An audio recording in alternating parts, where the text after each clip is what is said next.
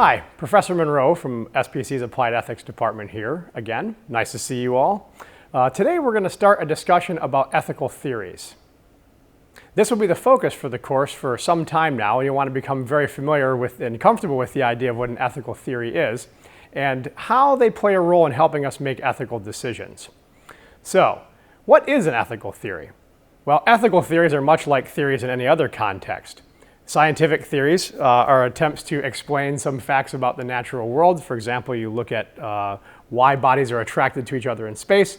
There's some explanation, and that explanation takes the shape of a theory. We call it maybe the theory of gravity.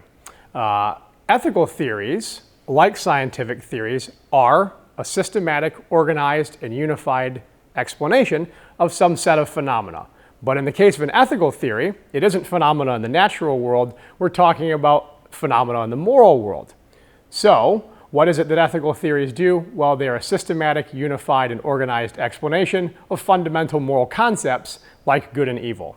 So, like scientific theories, ethical theories have a descriptive role. They tell us what the nature of moral good and evil are. But they also have what we call a prescriptive role.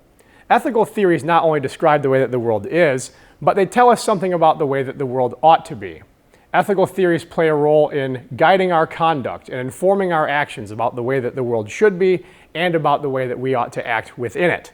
That makes ethical theories fundamentally different from scientific theories, which are by and large descriptive, just talking about the way that the world is.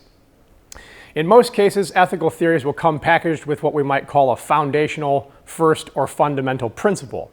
And the role of that foundational, fundamental, first principle, or just a fundamental principle for short, is to tell us how we should act in virtually any circumstance, any moral quandary that we come across.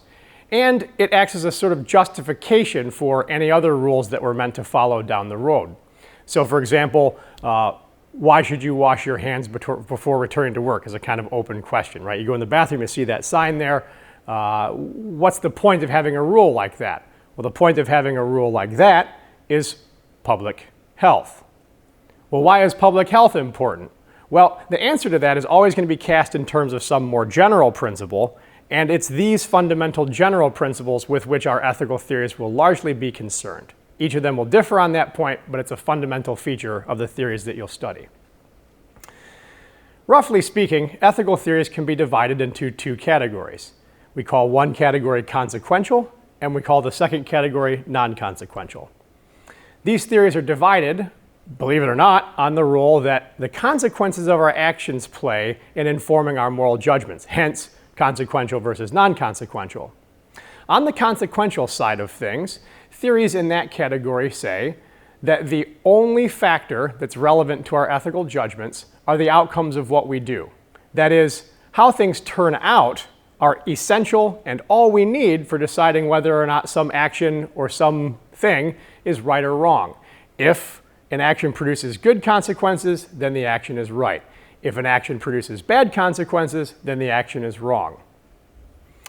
Contrasting that are what we call non-consequentialist ethical theories.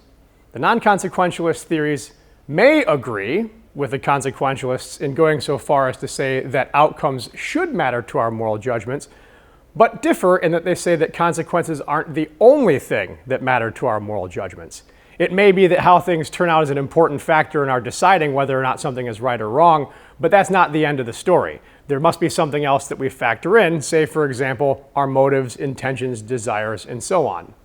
Non-consequentialist theories will differ concerning what that thing is that matters in addition to the outcomes, or some may even say outcomes don't matter at all.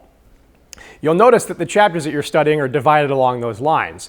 Some theories focus on consequences, other theories focus on something other than consequences, and as you study, pay attention to those factors that matter to what makes your actions right or wrong. Now we'll dive right in, and various members of SPC's ethics faculty will walk you through the variety of theories that you'll study. Good luck.